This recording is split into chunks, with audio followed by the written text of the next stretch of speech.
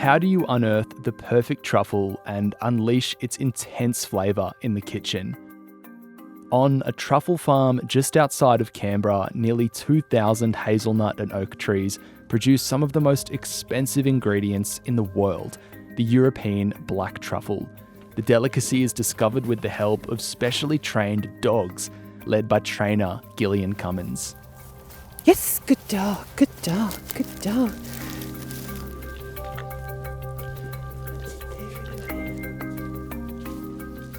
This is a couple of years training for Solly. She's 8 years old, so she's been a proven harvester. Fine truffle, fine truffle. She's been a proven harvester for about 6 years. I look for personality. I like quirky. She does have a little quirky personality. Yes, good dog, good dog, good dog, good dog. Good girl, Solly, good girl, good girl. Yep, and here it is, just here, and that's it there. Now here's one. Farm owner Wayne Haslam started the Canberra Truffle Festival over a decade ago and is an evangelist for the flavours of his luxury fungus. So that's probably approaching 50 grams. So you're looking at $75, $100 for that.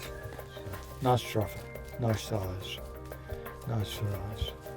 Truffles are the most exotic culinary aroma that there is. And the interesting thing is the only way that truffles can propagate is by having something dig them up and eat them and spread the spore through the forest in their scats. So that's why they've got such a magnificent aroma. So really what you're looking for is a strong aroma and a nice black and white colour in the gleba, the centre part of the truffle. So the truffle is the fruiting body of the fungus and is 100% spore. So I look for the working dogs, the kelpies, the pointer, I really like her, and the Springer Spaniels. Good job. I'm trying to locate the truffle by smelling the soil. I can get the aroma in the soil, and it's here somewhere. It's in there.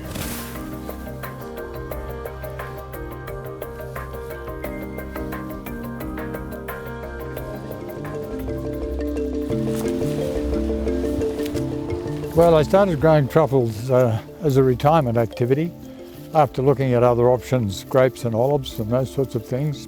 So I planted my first trees in 2003 and started harvesting in 2007. I started the Truffle Festival in 2009, bit of a no-brainer. That's in its 13th year now. The biggest problem with the festival has been a number of the hunts have had to be cancelled. There's a number of us around Canberra that conduct truffle hunts, and a number of those have had to be cancelled because of the Sydney lockdown, and of course a large number of our visitors do come from the Sydney area, so that's been a problem. It's a bit like farming, I guess. You take it as it comes. COVID's a bit like the weather. You can never really predict what's going to happen, so you just have to live with it and do the best you can.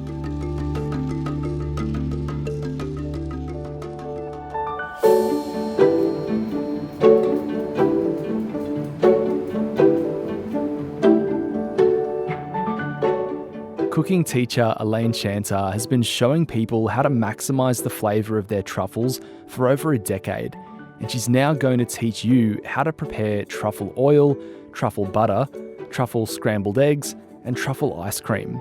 You'll find the full recipes in the description of this video. I've had a long experience of cooking with truffles. I've tried to cook fancy things with truffles, but what I've found is that truffles like simple food. The most valuable way that you can actually use truffles is to use the beautiful aroma that they have to infuse different things. So classically, people will store their truffles in Europe, very predominantly with eggs. And the yolk of the egg will absorb the truffle flavour. Often people will make truffle oil using a really mild flavoured oil like grapeseed oil or even canola oil. But I like to use a really sort of mild, light flavoured olive oil. I'm just going to use this to shave these little pieces. And watch out I don't shave my fingers. So that's your truffle oil. I'd leave that for maybe 5 days to let the infusion happen. Store it in the refrigerator. And I've only made a tiny bit because really the flavour will be so intense.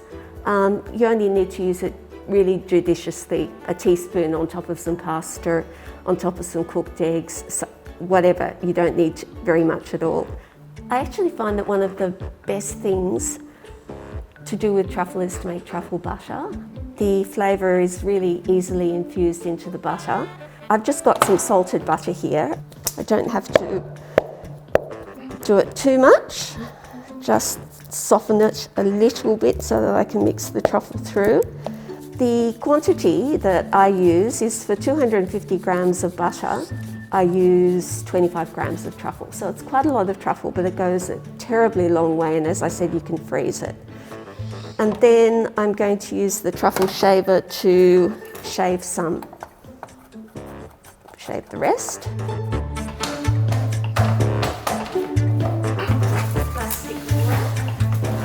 And turn it into a little log.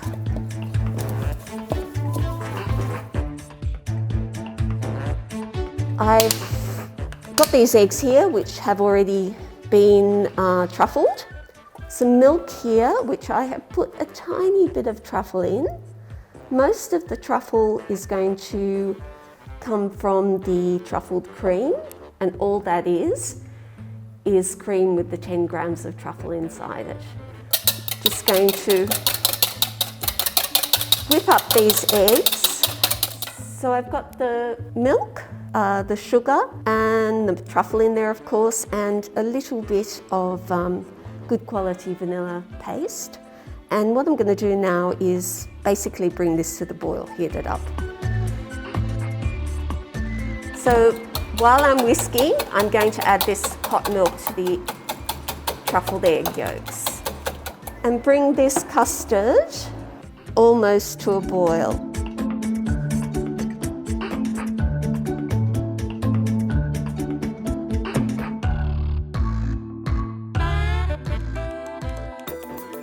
I suppose what I'm trying to show is that you can use truffle in your everyday life. It doesn't need to be an elite experience, and certainly a small amount of truffle goes a long way if you use it correctly. And what I want to do is I want to add the truffle butter at a point just before the eggs are cooked enough so that the butter can melt through the warm eggs, but that the eggs not be too hot. And there we have our scrambled eggs. Beautiful. The truffle butter will continue to melt through those scrambled eggs. They're not too cooked. They're still nice and soft.